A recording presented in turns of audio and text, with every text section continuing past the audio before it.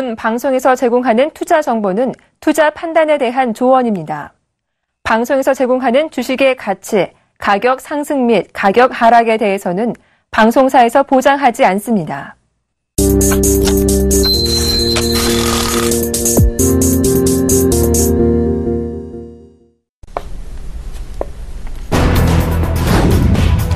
미국 연방준비제도가 8일 공개한 9월 FOMC 의사록에 따르면 연준 의원들은 고용시장은 목표치인 완전 고용에 근접했지만 물가 상승률이 2%에 도달할 것이라는 확신은 부족하다며 금리를 동결하기로 결정한 것으로 드러났습니다.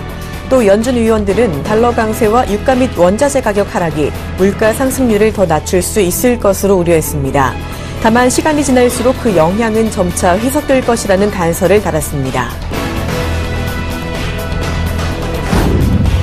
스탠리 피셔 미국 연방준비제도 부의장이 11일 국제금융전문가그룹 G30의 페루 세미나 연설을 통해 연내 금리 인상을 예상일 뿐 약속은 아니다라고 밝혔습니다.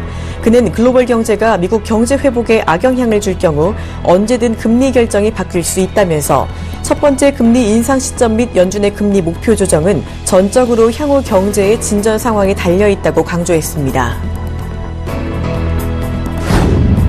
미국 노동부는 9월 수입 물가가 전월 대비 0.1% 하락했다고 밝혔습니다. 이는 전문가들의 예상치 0.5% 하락을 웃도는 수준입니다. 지난해 같은 기간과 비교하면 10.7% 하락했고 14개월 연속 하락세를 이어갔습니다. 달러 강세와 해외 경기 둔화가 물가를 더 낮추고 있는 것으로 풀이되고 있습니다. 지난 10월 3일로 끝난 주간의 미국 실업보험 청구자 수가 감소세를 나타내 고용시장이 견조한 상황임을 확인했습니다. 8일 미국 노동부는 지난주 실업보험 청구자 수가 13,000명 감소한 26만 3,000명을 기록했다고 발표했습니다. 이는 마켓워치 조사치 27만 1,000명을 하회한 것이며 지난 7월 중순 이후 최저치를 경신한 것입니다. 지난 8월 미국의 도매 재고가 낮은 유가와 자동차 기계류 수요 둔화로 소폭 늘어난 데 그쳤습니다. 9일 미국 상무부는 8월 도매 재고가 0.1% 증가했다고 발표했습니다. 이는 월스트리트 저널 조사치에 부합한 것입니다.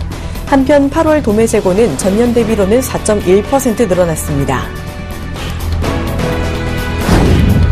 경제협력개발기구 OECD는 미국과 중국, 일본 등 세계 3대 경제대국의 성장세가 둔화하기 시작했다고 진단했습니다. 8일 마켓워치에 따르면 OECD는 페루 수도 리마에서 국제통화기금과 세계은행의 연차 총회를 앞두고 지난 8월 기준으로 경기 선행지수가 미국과 중국, 일본, 영국, 캐나다의 성장 둔화를 가리켰다고 밝혔습니다. 한편 프랑스와 이탈리아의 경기 회복에 힘입어 유로존 경제는 둔화하지 않을 것으로 분석했습니다.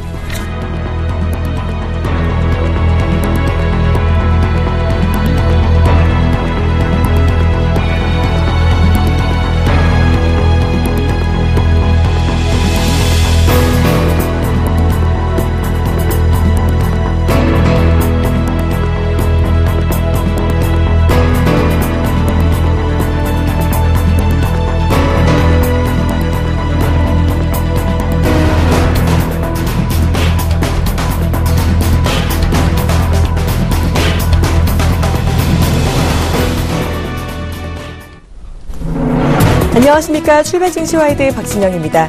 자, 가을날 연휴 잘 보내고 오셨는지요? 일단 지난주 증시는 이 가을 하늘처럼 꽤 높이 오르는 모습을 보였습니다.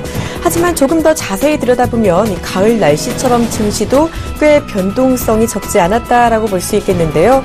일단 지난 한 주 동안은 미국의 금리 인상 연기 기대감에 증시가 호조를 보였고요. 유가 상승 역시 증시에도 호재로 작용한 것으로 보입니다. 전체적인 글로벌 마감 상황 먼저 뉴욕 증시부터 확인해 보도록 하겠습니다. 자, 먼저 뉴욕 증시입니다. 지난 금요일에 미국 3대 지수 모두 소폭 상승하면서 마감을 했습니다. 다우지수는 0.2%, S&P 500 지수는 0.07% 올랐고요. 나스닥 지수는 0.4% 가까이 상승하는 모습을 보였습니다. 자, 뉴욕 증시 요즘 참 잘 오르고 있습니다. 금요일에는 상승폭이 아주 크지는 않았지만요.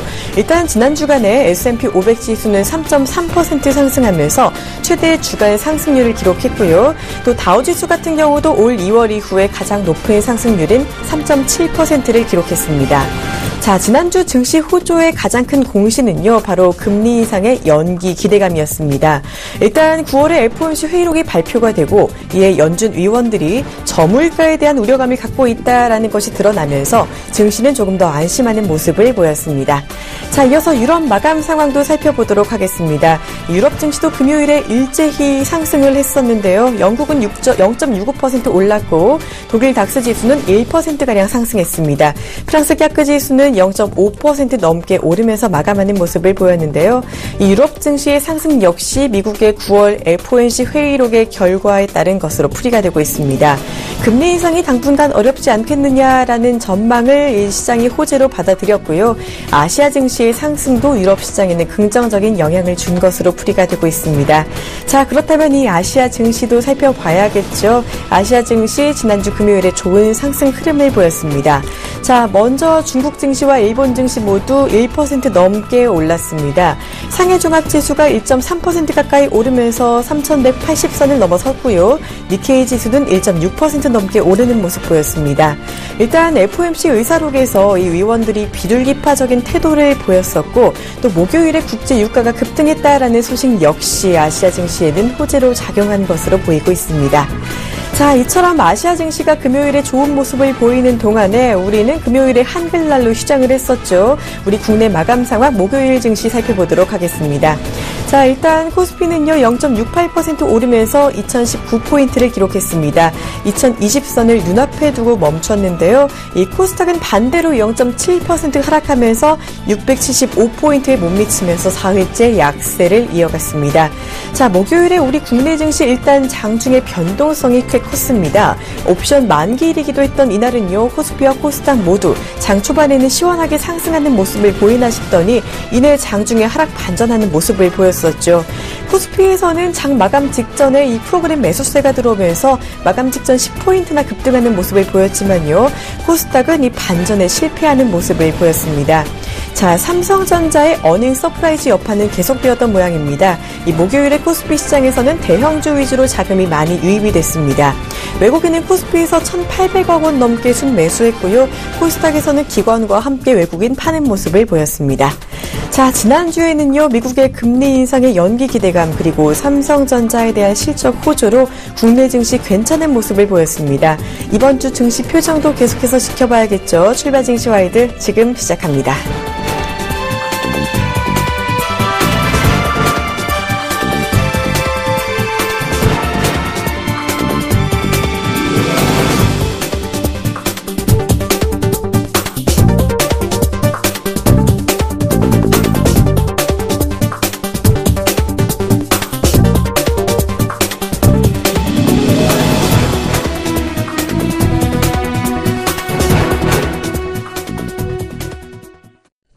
네, 글로벌 경제의 주요 이슈와 전망 경제학 교수에게 들어보는 시간이죠. 오늘은요, 한국경제연구원 초빙연구위원 겸 건국대학교 특임교수 오정근 교수와 함께합니다. 안녕하세요. 안녕하세요.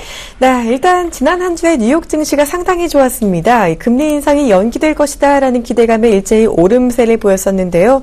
이 10월에 금리 인상 가능성은 꽤 낮아졌다라고 볼 수 있겠지만 그래도 일단 10월에 FOMC 회의가 다가오면서 변수는 체크해봐야 하는 상황입니다. 자, 이번 주부터 미국 기업의 실적 시즌도 시작이 된다고 하는데요. 이번 주 뉴욕 증시 체크 포인트는 무엇이고 전망은 어떻게 보시는지 궁금합니다. 네, 지금 말씀하신 대로 이제 10월 금리 인상은 거의 이제 9월 금리 인상은 거의 물 건너 간 것으로 이렇게 보여지지만은 이번 주에 발표되는 이제 고용 지표라 이번 주에 발표되는 것이 소매 판매 지수군요. 그 14일을 소매 판매 지수가 발표되고요. 15일은 이제 소비자 물가 지수가 발표되는데 결국은 미국 경기도 이제 소매 판매가 워낙 중요하기 때문에 그 민간 소비 비중이 GDP의 약 70%를 차지하고 있기 때문에 이번 주 14일 날 발표되는 그 소매 판매 지수가 주목이 되고요. 또 이제 미국의 그 금리 인상의 그 제약 요인이 되고 있는 물가 상승률이 낮기 때문에 그렇기 때문에 15일 날 발표되는 소비자 물가 지수도 이제 주목이 되는데 일단은 뭐 그렇다 하더라도 이제 현재 고용 사정이 9월 신규 고용이 보통 기준이 20만 명을 크게 하회하는 14만 명 선에 거쳤기 때문에 이것이 두 달 연속 이제 8월 달도 8, 9월 두 달 연속 14만 명 안팎에 거쳤기 때문에 이제 뭐 거의 심지어는 이것 때문에 12월 금리 인상마저도 현재 좀 어려워지는 것이 아니냐 그런 얘기가 나오면서 주가가 많이 이제 올라가고 있는데요. 지금 현재 미국에서는 12월 금리 인상 가능성을 약 60% 정도 이렇게 보고 있는 것 같습니다. 그래서 아마 그 얘기는 약 40% 정도는 내년으로 물가 금리 인상 시기를 늦출 가능성도 있다. 현재 고용 사정도 안 좋고 하기 때문에 그렇다는데 이번에 이제 발표되는 그 소매 판매나 물가 상승률이 더욱더 주목이 된다고 하겠습니다. 네, 일단 이번 주에 발표되는 소매 판매 지표를 조금 더 눈여겨봐야 된다라고 해주셨고요. 일단 12월에 금리 인상 가능성도 점점 낮아지는 만큼 이 시장 움직임 조금 더 지켜보셔야겠습니다. 자, 이어서 유가 이야기를 조금 해볼까 합니다. 국제유가가 지난 여름에 상당히 많이 하락을 했었잖아요. 이 9월 이후에는 하락세가 좀 멈추면서 반등론이 조금씩 나오고 있습니다. 실제로 지난 한 주에는 유가 상승세가 꽤 괜찮았거든요. 이 공급량이 줄어들면서 수급이 개선될 거다라는 전망이 나오고 있는데 아직까지도 시장에는 비관론도 나오고 있다고 합니다. 국제유가가 워낙에 대외적인 변수에 많이 움직이고 있는 상황이잖아요. 이 유가 전망은 어떻게 보시는지요? 지금 현재 유가가 지난 8월 24일 날 WTI가 배럴당 38달러 24까지 떨어졌거든요. 거기 이제 최저점을 기록해서 심지어는 이제 일부 이제 투자 기관들 특히 이제 골드만삭스 같은 경우에는 배럴당 20달러까지 하락할 것이다. 이런 전망까지 내놓기도 했습니다. 그런데 다시 이제 반등을 해서 지난주에 배럴당 49.43달러까지 올라갔거든요. 그 얘기는 이제 지금 현재 가장 큰 것이 두 가지인데 하나는 이제 러시아가 시리아를 공격하면서 중동에서 유가 석유 공급에 차질이 올 가능성이 있다는 그런 변수 하나고요. 또 하나는 이제 미국의 이게 굉장히 약간 중요한 의미를 갖는다고 보이는데 미국에서 원유 시축이 가동 건수가 2주 연속 큰 폭으로 감소했다고 그래요. 이 얘기는 뭐냐면 지금 현재 제가 보니까 대충 이런 걸 보면은 약 40달러 안팎이 중동 산유국 입장이나 러시아 입장에서도 재정 사정에 40달러 밑으로 내려갔을 경우에 재정 사정에 큰 부담을 거의 대부분 다 이제 중동 그 산유국이나 러시아는 재정 수입에 거의 대부분을 석유 판매에 의존하고 있기 때문에 그래서 아마 그 오페크 특히 이제 사우디아라비아 중심의 오페크도 감산을 했으라도 지금까지 전략은 물량 공세를 해서 유가를 떨어뜨려서 미셰일가스 산업을 고사시켜보자 이런 전략인데 그것은 도저히 안 되기 때문에 이제 감산해서 유가를 올려야 한다 이런 이제 전략으로 나오고 미국 세일가스 업체 입장에서 40달러 밑으로 내려가니까 2주 연속 시축이 가동 건수가 줄어들었거든요. 그 얘기는 미국의 세일가스의 손익분기점도 약 40달러 선인 것으로 짐작이 됩니다. 그러면 제가 보기에는 아마 앞으로 이 유가가 40달러 선 안팎에서 등락을 보이겠지만은 지속이 될 가능성이 있고요. 이번에 러시아의 그 시리아 공격도 이런 측면에서 본다면은 단순히 군사 전략 측면뿐만 아니라 너무 유가 하락으로 러시아 재정이 타격을 입고 있기 때문에 일종의 유가를 올리기 위한 전술일 가능성도 있는 것으로 보여집니다. 네, 일단 교수님께서는 유가가 일단은 40달러 선 안팎의 등락을 보일 것이다라는 전망을 해주시면서요. 증시에 영향을 주는 만큼 유가 동향을 조금 더 잘 체크해 보실 필요가 있겠습니다. 자, 이제 국내 쪽 상황으로 눈을 돌려보면요. 이번 주 15일에는 금통위가 예정이 되어 있습니다. 자, 이번 주에도 금리 인하보다는 동결 가능성이 크게 나타나는 모양인데요. 이주열 한국은행 총재가 일단 기준금리 인하 기대감을 낮추는 발언을 했다고도 하죠. 이번 주 금통위 금리 결정에 대해서 또 어떤 포인트에 주목해야 될지 궁금합니다. 이번 주 금통위는 이제 두 가지 변수가 크게 포인트인데 하나는 금리를 동결할 것이냐 하는 것과 그다음에 이번에 다시 한국은행이 경제 전망을 수정치를 발표합니다. 지난 7월 달에 금년 성장률을 2.8%로 얘기했는데 이것을 지금 현재 이미 벌써 이제 다른 민간 연구기관들은 다 수정 전망을 발표해서 전망을 다 하향 조정했습니다. 특히 이제 대충 하향 조정한 것이 2.4에서 한 6까지 나오고 있는데, 그런 걸 볼 때 한국은행이 지난 7월 전망한 2.8% 금년 성장률을 좀 더 낮추지 않겠느냐, 약 0.12포인트 낮추지 않겠느냐, 이런 이제, 기대가, 전망이 나오고 있고요. 이럴 경우에도 이제, 지금 현재, 한원 총재가 이번 20일 날, 지난 15일 날, G20 회의에서, G20 재무장관 좋아하는 총재 회의에서 3분기 성장률이 1%대는 될 것이다라고 얘기했거든요. 그 1%대가 지금 현재, 지난 2분기의 성장률이 0.3%로 굉장히 안 좋았기 때문에, 기저효과라고 그래서, 지난 분기가 워낙 안 좋았기 때문에, 반등 효과도 있습니다. 그래서 사실상 0.8% 정도 되면은, 이건 크게 좋아지는 것이 아니다. 왜냐하면 반등 효과를 고려하면 그렇다는 그런 얘기들이 나오고 있는데, 그러면 여기서 1%를 넘어선다는 것은 일단은 경기가 회복 조짐을 보이고 있다는 얘기가 되거든요. 그래서 이번에 이제 1%가 되느냐 안 되느냐 굉장히 중요한 건데, 지금 민간 기관들은 대개 보면은 한국경제연구원은 0.8%로 얘기했고요.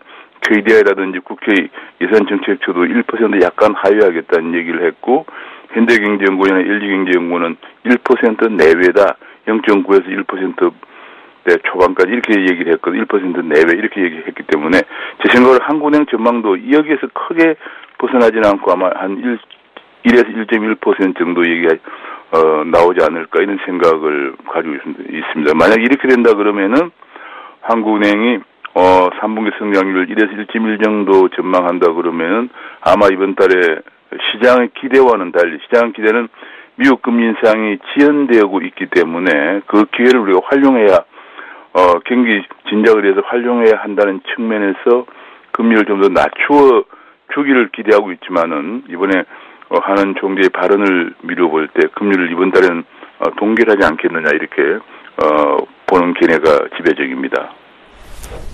네, 이렇게 15일에 있을 금통위에서는 먼저 금리 동결 여부, 그리고 경제 성장률 수정시 여부에 관심을 조금 가지셔야겠고요. 3분기 경제 성장률 어떻게 나오는지 조금 더 보실 필요가 있겠습니다.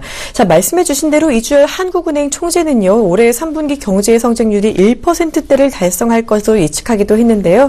자, 그렇게 된다면 이 말씀하신 대로 6분기 만에 0% 성장률을 벗어나게 되는 겁니다. 정부에서 그렇게 강조하던 내수 경기가 회복이 되고 있다라는 분석도 나오고 있는 가운데, 이런 전망치에 대해서 어떻게 보시는지, 그리고 4분기 이후까지 이어질 수 있을지도 궁금합니다. 제 생각으로는 이제 이번에 설사 1.1%까지 나온다 하더라도 이것을 크게 회복이 되고 있다고 보기에는 미흡하다는 생각입니다. 왜냐하면 현재 결과적으로는 지금은 이제 블랙 프라이데이라든지 가계 소비 대책 이런 거, 개별 소비세 인하 이런 것 때문에 소비가 좀 진작이 되어 있는데, 여전히 투자는 진작이 안 되고 있어요. 기업 실사지수 B사회를 보더라도 기업의 투자 심리는 회복이 안 되고, CSI 소비자 심리 지수는 회복이 되고 있는데, 그거는 이제 제 생각으로는 결국은 기업 투자가 안 되고, 지금은 생산도 조금 3개월 연속 좀 증가했지만 재고가 증가하고 있거든요. 그래서 결과적으로 수출이 안 되면은 지금 현재 이런 개별 소비세 인하와 블랙 프라이데이 효과만 가지고는 안 되고, 특히 이것은 이제 연말에 다 끝나는 거거든요. 개별 소비세 인하도 연말까지 한시적이기 때문에 제 생각으로는 아마 이렇게 되면은 결국은 소비를 앞당겨 쓰는 결과가 되어서 4분기 성장률은 다시 또 둔화될, 하락할 그럴 가능성이 큽니다. 그래서 연간 전체적으로 2.5% 내외의 성장률 정도 가지고 우리가 이걸 경기 회복이다 이런 얘기하기가 상당히 어려울 것으로 저는 생각을 하고 있고요. 정부가 좀 더 그런 면에서 하느니 좀 더 금리를, 어제 보니까 대만도 금리를 낮췄거든요. 대만이 0.75%까지 금리를 낮췄어요. 그래서 우리도 좀 더 전향적이고 좀 적극적인 통화 정책을, 미국의 금리 인상을 어떤 면에서는 다양스럽게 좀 더 지연되고 있는 이 시기를 우리가 지금 실기를 하고 만시탄에 감이 있지만 활용을 좀 해야 되는 그런 절박한 상황 인식을 가졌으면 하는 생각입니다. 네, 그러니까 3분기 성장률이 높아진다고 하더라도 4분기 이후에는 추가 성장이 좀 어려울 수 있다라는 이야기 해주셨어요. 자, 우리 증시 투자 매력에 대한 질문도 하나 드리고자 합니다. 사실 현재 신흥국 시장에 대한 위기감이 커지고 있는데요. 이 3분기 신흥국 포트폴리오 편입 비중의 상승률이 한국이 그중에 최고였다고 합니다. 이에 한국의 투자 매력이 충분하다라는 반가운 이야기가 나오고 있는데요. 이에 외국 자금 유입을 기대할 수 있을지, 그리고 더 나아가서 선진국 시장 편입까지 가능할지가 좀 궁금한데요. 지금 이제 이번에 한국에 대해서 그렇게 된 것은 제가 보기에는 이번에 환율이 그동안에 원화 가치가 상승을 하다가 원화 가치가 절하되다가 미국 금리 인상 때문에 다소 이번에 미국 금리 인상이 연기되면서 원화 가치가 절상 쪽으로 돌아서고 있습니다. 이 부분이 이제 지금 이제 한국으로서는 이제 좋은 점도 있고 나쁜 점도 있는데, 결국 원화 가치가 절상 쪽으로 돌아서면은 그 미국 금리 인상이 지연되는 만큼 원화 가치가 절상되니까 외국인 투자 입장에서는 환차익이 발생할 수 있는 전망이 생기는 거죠. 그래서 환차익이 발생하고, 특히 이제 삼성전자도 이번에 이제 5조 원대 영업이익을 기록하게 되면서 그런 부분들이 외국인 투자자들로 하여금 다른 신흥 시장국, 특히 이제 동아시아 지역에서는 지금 이제 말레이시아나 태국이나 인도네시아가 지금 거의 위기권에 들어갔다고들 많은 분석들이 나오고 있기 때문에 결국은 한국에 대한 포트폴리오를 좀 더 많이 배정하고 있는데, 제가 이것이 오래 가기가 상당히 힘든 것이, 지금 하느니 금리를 더 낮추거나 해서 경기를 더 부양하면 좋은데 그러지 않고 있는 상황이라서 제가 보기에는 실적들이 지금 현재 기업 부실과 구조조정 얘기가 계속 나오면서 기업들의 그동안에 지난 2012년 중반 이후에 쌓였던 원화 가치 상승에 따른 기업 부실, 그 수출 둔화에 따른 기업 부실, 지금 이제 거의 한계 상황까지 와서 구조조정을 해야 한다고 하는 상황까지 나와 있기 때문에 사실상 추가적으로 확대하기는 쉽지 않은, 좀 조심스러운 그런 입장이 아닌가, 저는 그런 생각을 해봅니다. 우리 시장이 긍정적인 이야기가 나오고는 있지만요, 이 전망이 마냥 좋다라고 보기에는 어렵다라는 의견을 주셨습니다. 일단 기업 실적 상황과 근본적인 경제 문제가 조금 더 나아져야 하겠다라는 말씀까지 주셨네요. 네, 지금까지 한국경제연구원 초빙연구위원 겸 건국대학교 특임교수 오정훈 교수와 함께 이야기 나눠봤습니다. 고맙습니다. 네, 감사합니다.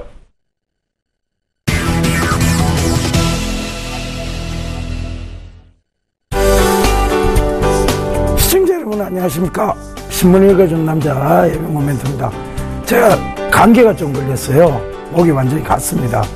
근데 이 시간을 누가 대체하실 분이 없어요. 그래서 제가 오늘도 출연을 했습니다. 근데 목이 좀 많이 쉬어서 여러분들 양해의 말씀 좀 부탁드리겠습니다. 자, 일단 외신하고 국내 최대 경제일간지 서울경제신문 빠르게 살펴보면서 얘기 이어가겠습니다. 목이 조금 많이 듣기 거부하실 거예요. 근데 조금만 참다 보면 익숙해지십니다. 자, 차이나, 지금 외신 쪽에서 보면요, 중국이 요새 들어와서 경기 둔하다 이런 얘기들 하고 있는데, 웃기는 소리 하지 말라는 식의 기사가 하나 나옵니다. 소더비 경매 현장이 나오고 있고요. Chinese investors rush to heaven. 즉 이게 뭐냐면 그들은 이제 어떤 취미생활에까지 투자를 한다, 이런 얘기가 나오고 있어요. 그러니까 이게 뭐냐면 중국 경기 둔화 없다는 얘기입니다. 그렇게 경기 둔화 하고 있지만 그들은 지금 부자들이 쓸 돈이 넘쳐나고 있다는 얘기를 의미합니다. 그래서 이런 부분들도 외신에서 잠깐 참고를 해보자면 결국은 중국은 경기 성장에 대한 걸음걸이가 껑충껑충해서 지금 이제 사부작으로 변해가고 있다는 것이지, 이들이 성장을 멈추고 있지 않다는 것은 이런 기사에서 여러분 충분히 참고해 보실 수 있을 거라 생각합니다. 자, 국내 최대 경제일간지 서울경제신문 빠르게 좀 살펴보도록 하겠습니다. 자, 제가 말씀드렸던 거예요. 느려진 미국 금리 인상 시기에, 그러니까 9월 금리 인상 없다는 얘기 드렸었고, 그 다음에 빨라도 12월이다 이런 얘기 드렸었죠. 그런데 이제 미국의 금리 인상 시계, 그러니까 즉 시점이 점점 더 느려지고 있다. 그러니까 시계 자체가 늦게 돌아간다는 얘기죠. 주요국은 되레 통화 절하 가속화하나 이런 기사들이 나옵니다. 9월 5일 요 기사 잠깐 확대를 해볼게요. 자, G20 재무장관 회의 이후에도 각국은 금리 인하를 단행했습니다. 12일 파키스탄, 24일 대만, 24일 노르웨이, 그리고 우크라이나, 인도까지 모두 금리 인하를 했죠. 그러니까 이게 뭐냐면은 글로벌 초저금리 상태가 유지되고 있다는 것을 의미합니다. 그래서 지금 그들이 미국이 다음에 대선을 앞두고 있으면서 그들이 함부로 지금 금리 인상 카드를 꺼내들어서 위험한 선거에서 패할지도 모르는 위험한 선택을 할 필요가 없다는 것이 제 얘기였고요. 그것이 이제 하나하나 사실로 드러나고 있다고 참고해 보시면 되겠습니다. 자, 이런 기사들 결국은 이제 초저금리 상태가 유지되고 있다는 뚜렷한 기준점을 의미하는 것입니다. 꼭 좀 참고를 해보셨으면 좋겠습니다. 자, 다음 기사 볼게요. 글로벌 삼성 소비자의 빅데이터 축적, 인간 이해하는 가전 만들어요. 자, 이런 얘기 나오죠. 결국은 사물인터넷입니다. 이 사물인터넷의 빅데이터는 결국은 소비자가 어떠한 형태의 가전을 쓰고 있는지, 그리고 어떤 식의 소비자가 원하는 것이 무엇인지를 빅데이터로 축적을 하는 것이죠. 그래서 이 빅데이터 시장이 계속 커지고 있는 이유도 이 사물인터넷이 명확해지고 있는 시장이기 때문입니다. 자, 여기 보면 삼성전자의 소비자 가전 부분 소속 인체공학 연구팀 홈즈 연구실에서 이 팀원들이 자신들이 개발한 버블샷 에드워드 세탁기와 함께 포즈를 취하고 있다. 자, 이 버블샷 이게 뭐냐면 요새 여러분들 세탁기 보시면 아시겠지만 에드라고 해서 뭐냐면 애들이 예전에는 이 드럼 세탁기가 한번 문을 닫으면요 빨래가 끝날 때까지는 뺄 수가 없었습니다. 그런데 그 다음에 더 추가해야 될 빨래가 있으면 문을 열어서 위쪽에 문을 열어서 넣을 수 있다는 그런 이제 통돌이 세탁기와의 결합, 그러니까 장점을 결합한 제품들이 나오는 것이죠. 자, 이런 것들이 결국은 이 사물 인터넷 시장 그리고 이 빅데이터 시장을 통한 사물 인터넷의 활성화 이런 것들에 더욱더 중점을 맞춘다고 보시면 될 것 같아요. 그래서 여전히 빅데이터 시장 그리고 그 강의의 의미에서 사물 인터넷 시장 그 협의의 의미에서의 빅데이터 시장은 여전히 성장적으로 보시면 되겠습니다. 자, 다음 기사 또 살펴보도록 할게요. 자, HDC 신라 면세점 전자상가 IT 페스티벌 첫 생성 용산 상권 부활의 노래 이런 기사가 나옵니다. 자, 여기도 지금 잘 보면요 전자랜드 등 용산 전자상가 일대 곳곳에서 3D 프린터 미래산업이죠, 그죠? 드론 역시 미래산업입니다. 자, 이런 그 기술을 체험하는 행사가 펼쳐졌다는 거예요. 그러니까 여기서 우리가 봐야 될 게 용산에서 이런 행사가 있었구나. 이게 끝이 아니고요. 이게 끝이면 안 됩니다.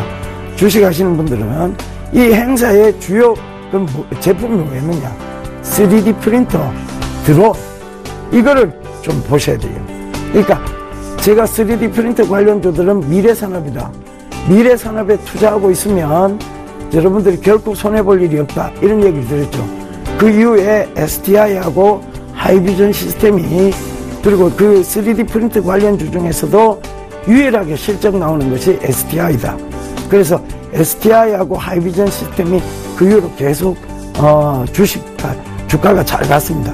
그런 점들을 참고해 보셨으면 좋겠습니다. 자, 그 다음 드론이죠.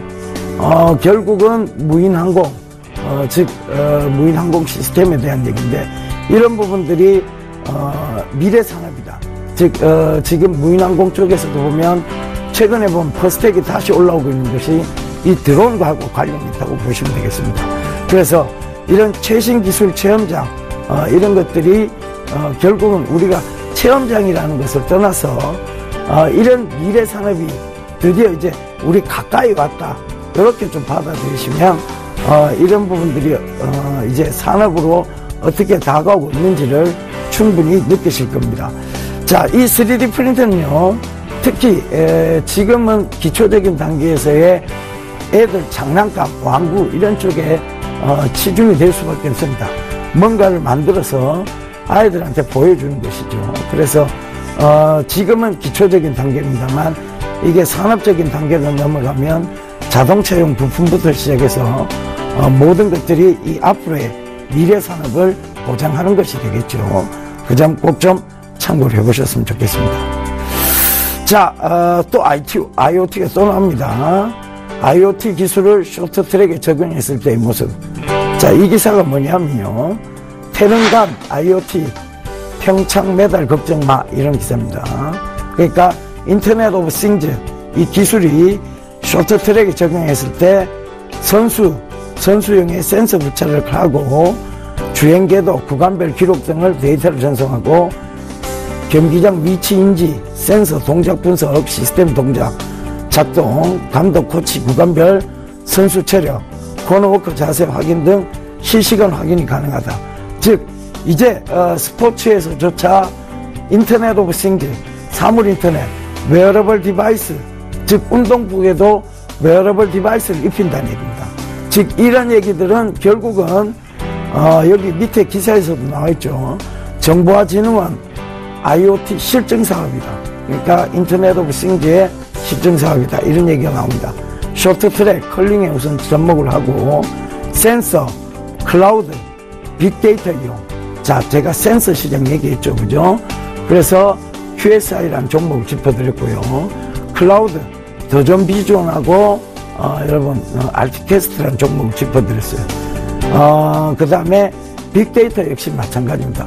더존 비전하고 연관이 되어 있죠. 더존 비전, 알티캐스트 이런 것들이 맞춤 정보를 제공하고 경기력 향상을 합니다.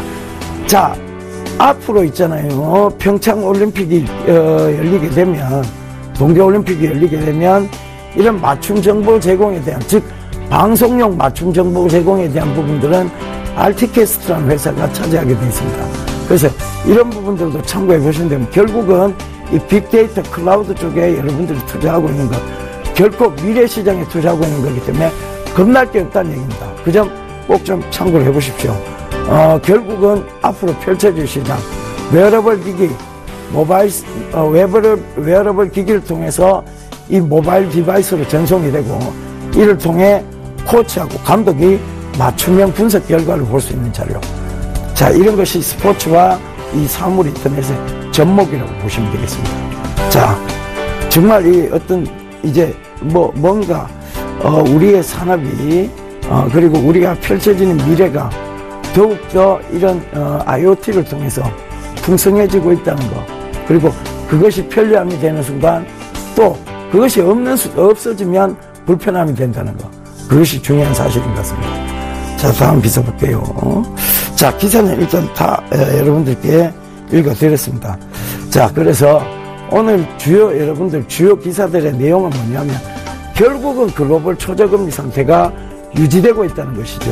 거기서 기준점을 뚜렷이 잡고 여러분들이 투자하시면 되고, 그 투자하는 과정 속에서의 미래 산업은 뭐냐? 결국은 큰 광의의 사물 인터넷 개념에서 협의의 클라우드, 빅데이터, 그 다음에 웨어러블 디바이스, 이런 식으로 여러분들 나누어져 있다는 것이죠. 우리가 흔히 얘기하는 3D 프린터 역시 이것도 큰 광의의 사물 인터넷 개념으로 보시면 되겠습니다. 그 다음에 드론, 이런 것도 역시 스마트 디바이스와 연동되는 시스템.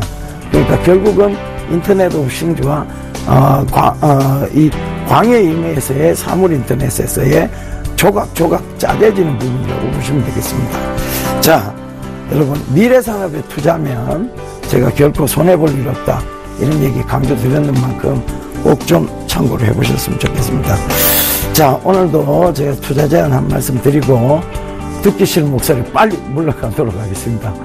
자, 한국의 투자 매력도가 커진 상황입니다. 다시 박스권 상단으로 순항할 가능성이 있습니다. 그래서 여러분들 지금은 이거를 단기적으로 끊어놓고 볼 때가 아니고요. 중장기적 관점에서 조금은 더 길게 끌고 가시는 전략이 맞다는 거 다시 한번 강조드리도록 하겠습니다. 예, 감사합니다. 예금군이었습니다.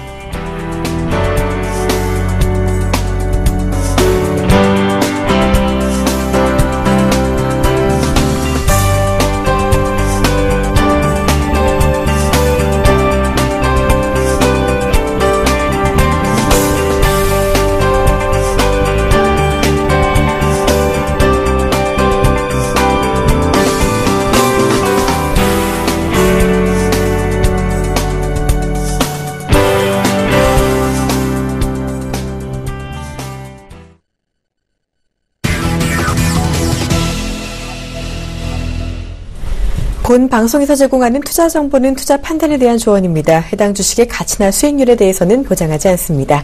자, 지금 이 시간 국내 시황의 대가와 함께 시장 전략 알아보는 시간이죠. 오늘은 아드나 투자자문 신승용 대표와 함께합니다. 안녕하세요. 네, 안녕하십니까. 네, 먼저 지난주 시장 알아봐야겠죠. 금요일에는 휴장이었고 목요일 우리 시장 혼조세를 보였습니다.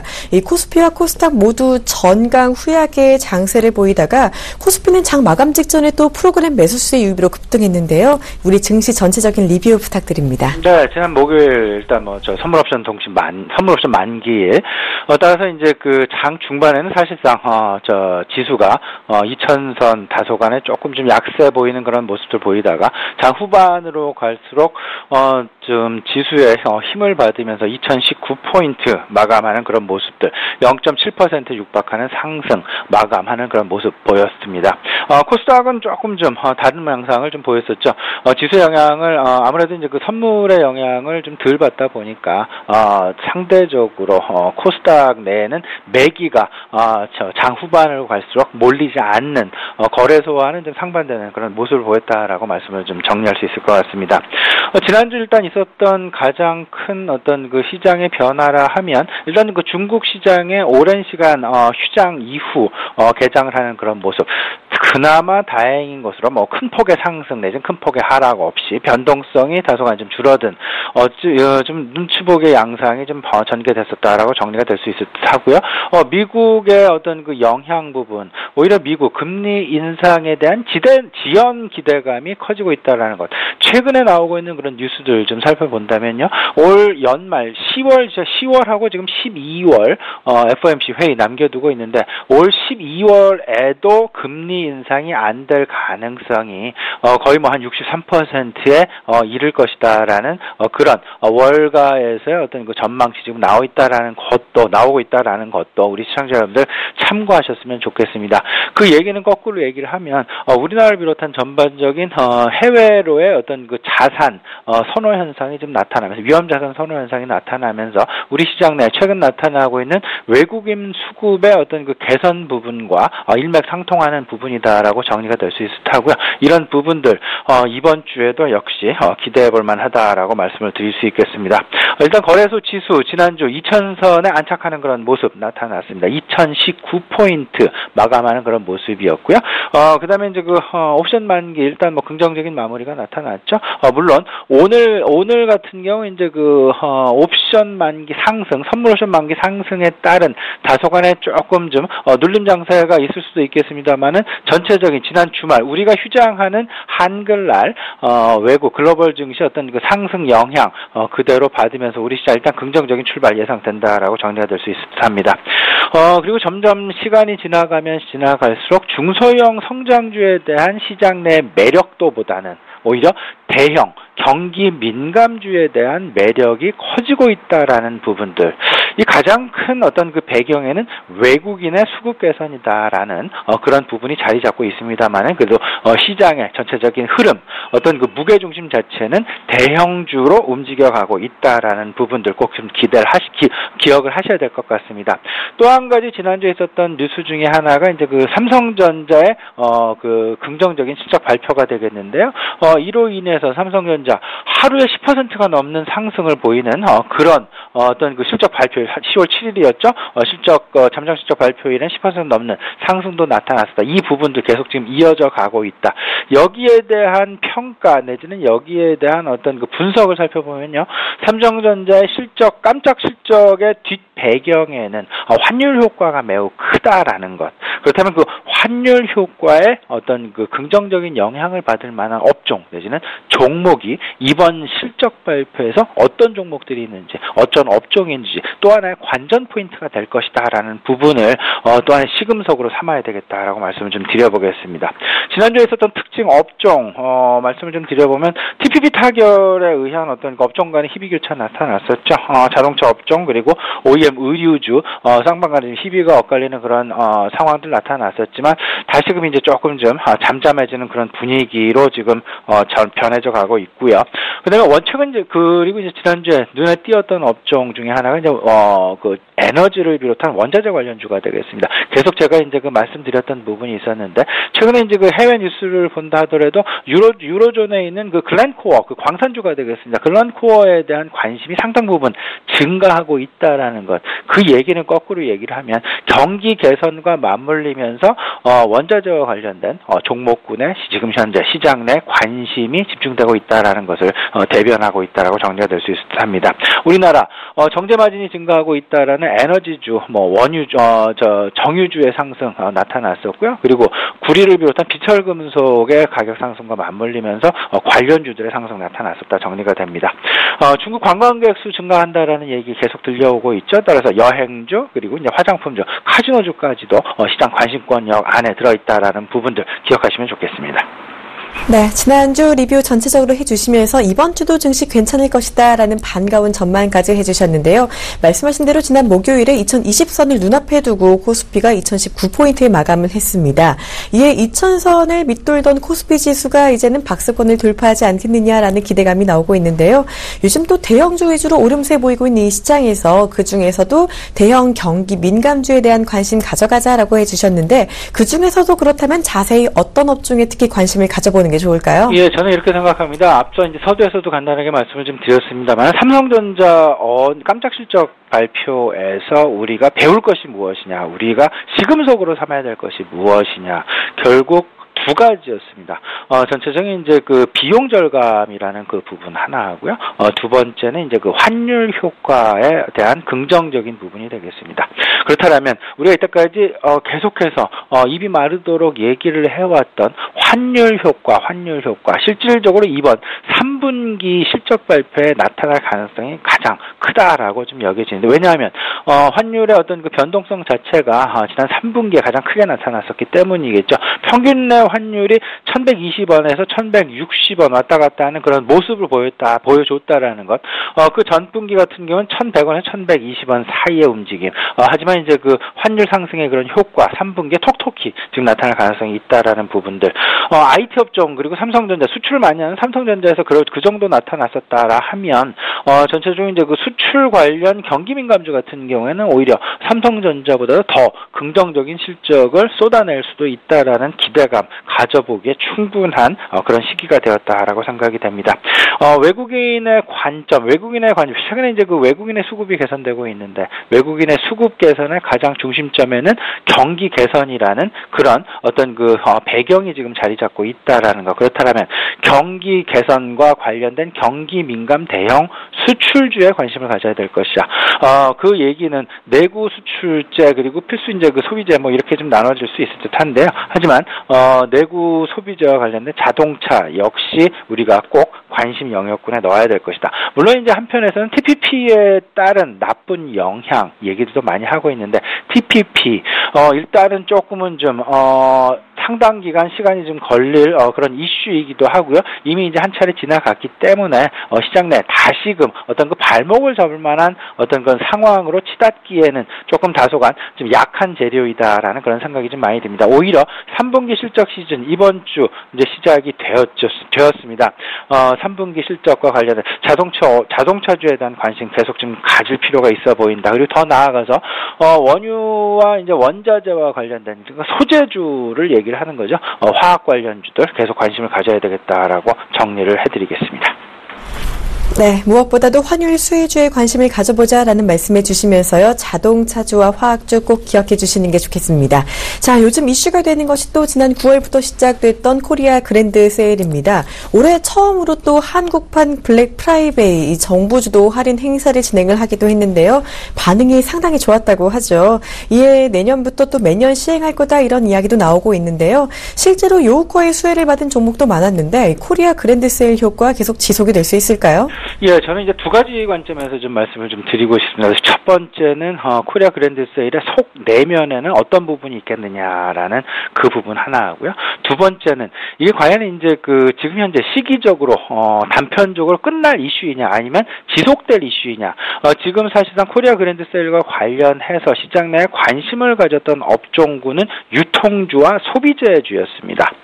그렇다면 이 유통주와 소비재주에 대한 관심을 계속해서 갖고 가도 될 것이냐 말 것이냐의 그런 관점의 문제인 것 같은데요. 첫 번째 이슈, 결국에는 이제 이번 코리아 그랜드 세일의 가장 중요한 쟁점 사항, 재고 소진이다라는 부분이 되겠습니다. 재고 소진이 되어야만, 재고 소진의 가장 큰 목표가 있었고, 그다음에 이게 소비 촉진보다는 재고 소진이다라는 쪽에 우리 시청자분들 좀 관심을 가지셨으면 좋겠고요. 재고 감소가 되면 이제 생산의 증가 쪽으로 이제 이어지게 될 것이고, 그 부분은 고용의 개선 그리고 소비의 이제 증가 쪽으로 전체적인 경기 순환의 선순환 고리를 만들어내기에 충분한 그런 어떤 이벤트를 정부가 지금 추진하고 있다라는 쪽에 좀 하나의 이제 큰 이슈를 좀 삼았으면 좋겠다라고 어떤 긍정적인 포인트를 좀 찾았으면 좋겠다라고 말씀을 좀 드려봅니다. 따라서 유통주 그리고 소비주에 대한 지속적인 관심이 필요하다. 더 나아가서는요, 앞으로 이제 11월 이제 다음 달 첫째 주죠, 다음 달 둘째 주가 되겠죠. 이제 미국 블랙 프라이데이 지금 대기해 놓고 있는 그런 상황, 그리고 더 나아가서 연말 소비 시즌도 지금 대기해 놓고 있는 그런 상황. 결국에는 소비재와 관련된 종목군들의 관심이 필요한 시점이 계속해서 연말까지 이어질 가능성이 높다라는 부분. 따라서 지금 현재 코리아 그랜드 세일과 관련해서 지금 현재 상황이 끝났다라고 보시는 것보다는 연속성상에 있다라고 보시는 것이 맞지 않나 생각이 되고요. 여기에 가장 중심점에 있는 내구 소비재, 자동차, IT 마찬가지가 되겠고요. 그리고 더 나아가서는 필수 소비재 역시 관심 영역군에 두어야 되겠다라고 정리가 될 것 같습니다. 네, 소비 시즌에 대한 기대감이 유효한 만큼 이 유통주와 소비재주에 대한 관심 지속해 가시길 바라고요. 자, 그렇다면 오늘 우리 시청자분들 전체적인 투자 전략은 어떻게 가져가야 하는지도 말씀 부탁드립니다. 이렇게 이 말씀 먼저 드리고 싶습니다. 지금 현재 중소형 성장주보다는 시장 내 관심은 아무래도 대형주에 대한 관심이 커지고 있다라고 보셔야 됩니다.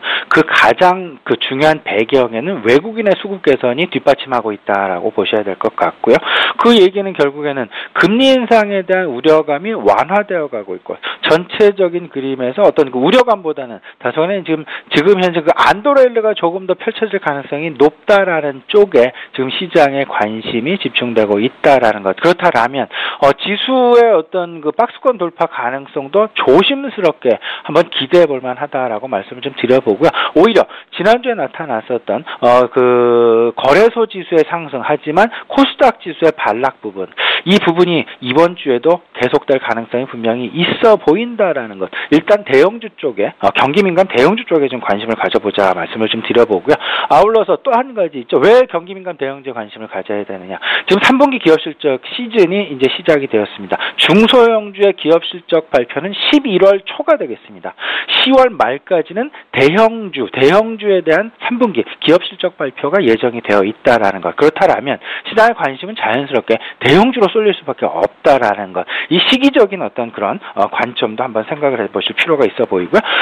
그리고 이제 환율수에 이제 삼성전자에서 봤듯이 환율수에 중소형주보다는 아무래도 대형주에 대한 환율수의 폭이 조금 더 크게 나타날 수밖에 없다라는 것.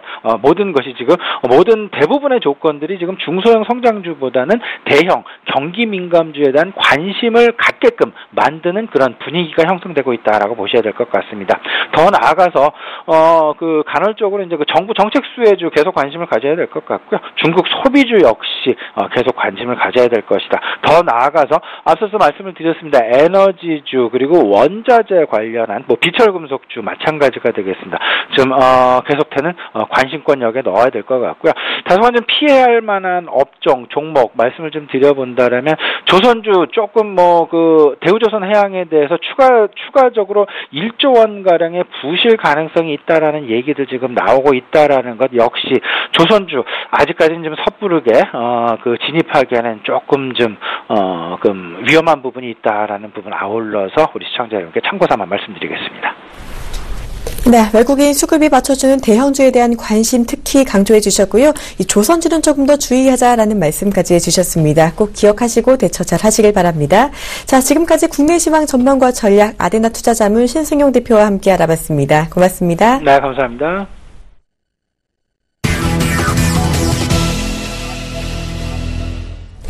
이드코의 상한가 팩토리 시즌2 시간입니다. 오늘도 이드코 멘토 연결해 보도록 하겠습니다. 안녕하세요. 반갑습니다. 네, 우리 지난주에 시장 상당히 좋았습니다. 2차 기준선으로 제시해 주셨던 2020포인트는 돌파하지 못하고 2019포인트에서 멈췄는데요. 맞고 떨어질 거다라는 말씀 그대로였죠. 일단 글로벌 증시는 지난 한 주는 괜찮았는데 오늘 그리고 이번 주 우리 증시도 좋은 흐름 보일지 궁금합니다. 자, 이번 주 시장 대처 방법 말씀 부탁드립니다. 글쎄요, 일단 이번 주 시장이 상당히 좀 중요해지는 그런 상황이다라고 볼 수가 있겠습니다.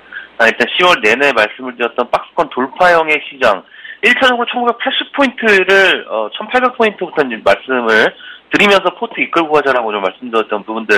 그래서 이제 1980포인트 라인은 한 번쯤은 반드시 돌파해야 될 라인이기 때문에 돌파 시에 2차 포인트, 2020포인트에서 2030포인트 부근까지의 상승세는 나올 수 있다라고 좀 말씀 좀 드렸는데, 자, 지난주 목요일 옵션 만기일의 영향으로 인해서 종가에 또, 상승시켜 놓음으로 인해서 2020포인트를 정확하게 찍고 종가는 이제, 1919포인트로 되는 그런 상황인데, 자, 중요한 것은 이제 상승 때 정확하게 이제 일치가 됐었던 것이 가장 중요한 포인트, 전차 군단의 중요성을 누차 강조를 드렸습니다. 특히나 삼성전자 125만원대까지의 상승세 간다라고 좀 말씀 좀 드리면서 박스권 돌파형은 반드시 나온다. 근데 사실은 이 부분들이 개인적으로는 11월부터 12월 미국의 소비 시즌에 맞게 상승이 나오지 않았는데 이번에 실적 발표 어닝 서프라이즈로 인해서 큰 급등세가 나와주었던 그런 부분들 해서 이제 수요일 실적 발표 이후에 사실상 1차적인 고점이 될 것으로 예상했던 그런 부분이었는데 워낙 이제 강하게 치고 올라가면서 상승세가 좀 나왔던 그런 부분이기 때문에 자, 오늘부터 삼성전자하고 지수도 마찬가지의 경우가 되겠습니다. 코스피 지수 2020에서 30포인트를 2차적 고점이라고 생각을 했던 그런 부분에서 삼성전자의 127만원에서 8만원대 저항적인 부분들 거의 지수와 흡사한 상황이기 때문에 이 라인을 맞고 떨어지는지 오늘부터가 상당히 좀 중요한 어떤 그런 구간이다.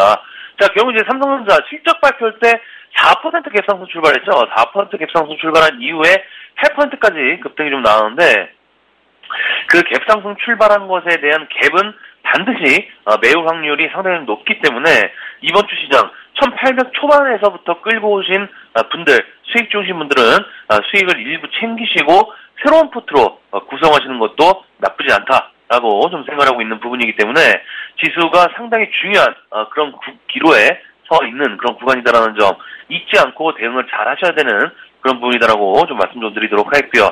자, 중요한 것은 이제 제가 9월부터 말씀 좀 드렸지만은 미국의 금리 인상 12월이나 내년 초에 할 확률이 상당히 높다라고 계속적으로 강조를 드렸습니다. 미국이라는 국가 명분을 상당히 좀 중요시하게 생각하는 그런 국가인데 11월부터 12월 미국의 소비 시즌으로 인해서 경기 회복, 즉 경기 지표를 끌어올리는 데에 대한 클라이막스라고 좀 생각하고 있는 부분들이었다라고 말씀 좀 드렸는데, 자, 지난주 목요일 새벽에 FOMC 의사록 회의가 공개가 되었죠. 연준이 이번에 금리 인상을 단행을 하겠다.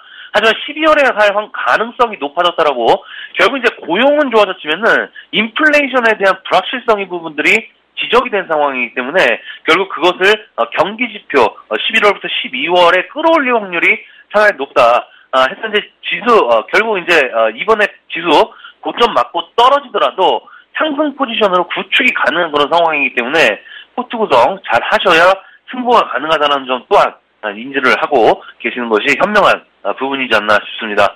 자, 그리고 코스피도 코스피지만은 코스닥도 마찬가지의 그런 관점에서 61선에 대한 돌파, 지난주부터 말씀 좀 드렸던 거, 일단 코스닥 지수 61선에 대한 강력한 돌파가 나오지 못한다라고 했을 때는 두 가지의 경우다라고 좀 말씀 좀 드렸습니다.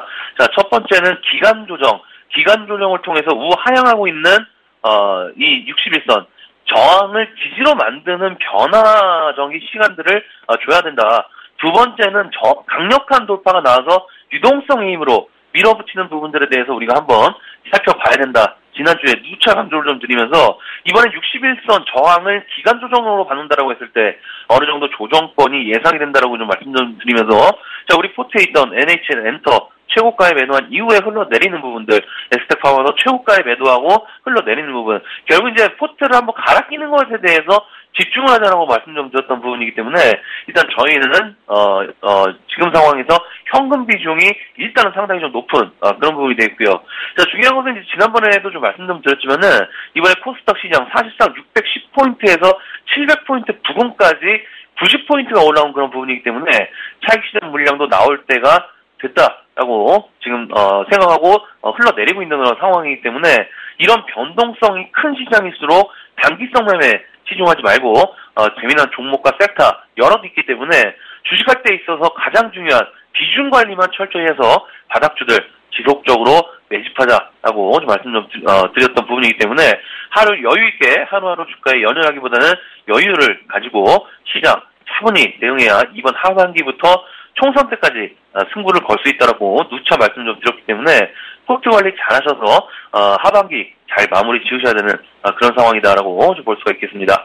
자, 해서 뭐 모니터를 너무 자주 보지 마시고 일단 좀 시간을 사자. 그리고 내년 1년에 여러분들 딱 바닥주들 집중적으로 매수해서 10종목만 해서 10종목씩 해서 20%에서 30% 수익을 낸다면 뭐 저를 포함해서 전체 계좌 우리 시청자분들께서도 불어나는 금액 어마어마한 그런 수익금이기 때문에 굳이 많은 종목 매수하지 말고 이번 주 시장에도 마찬가지입니다. 자, 코스피 지수 2020에서 30포인트 강력한 돌파 121선 2035포인트 정도 되는 그런 부분인데 제가 생각했을 적에는 오늘 내일 일단은 2차적인 맥점이라고 봅니다.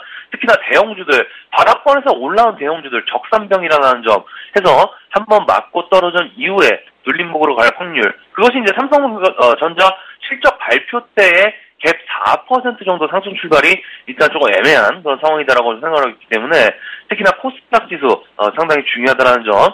자, 그리고 이번 주 초반에는 지수가 조금 올라가도 상승하는 종목 따라잡지 말고 무리하지 말고 한 템포 쉬어가자라고 좀 말씀 좀 드리면서 우리 시청자분들 보유 종목 장대 양보 기원 드리도록 하겠습니다. 오늘 차항가 팩토링 여기까지입니다. 고맙습니다. 네, 이번 주 아주 중요한 시점이다라고 해주셨습니다. 일단은 상승 가능하다라고 보신 만큼 말씀하신 대로 여유를 조금 가시고 그에 맞는 전략 잘 세워보시길 바랍니다. 자, 지금까지 샘플러스 이득 코멘트와 함께 시장 대처 방법까지 알아봤습니다. 자, 이번 주 토요일이죠. 10월 17일에는요. 이 서울경제TV 개국 7주년 기념으로 수익을 바라다 머니 콘서트가 열릴 예정입니다. 자, 증권은 물론이고요. 보험과 부동산까지 여러 가지 실전 재테크 노하우를 알려드릴 예정이니까요. 자, 오후 1시 관심 있으신 분들 누구나 참석해 주시길 바랍니다. 자, 출발진 쇼와이드 1부는 여기서 마무리하고요. 저희는 잠시 후 2부로 돌아오도록 하겠습니다. 고맙습니다.